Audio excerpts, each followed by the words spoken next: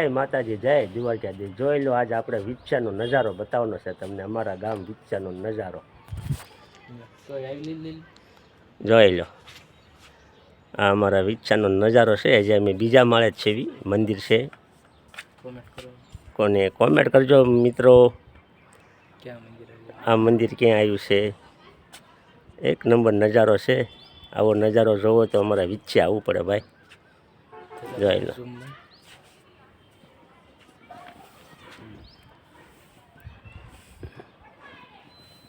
જોઈ લો, ટાવર તો ઢગલો છે અમારા ગામમાં।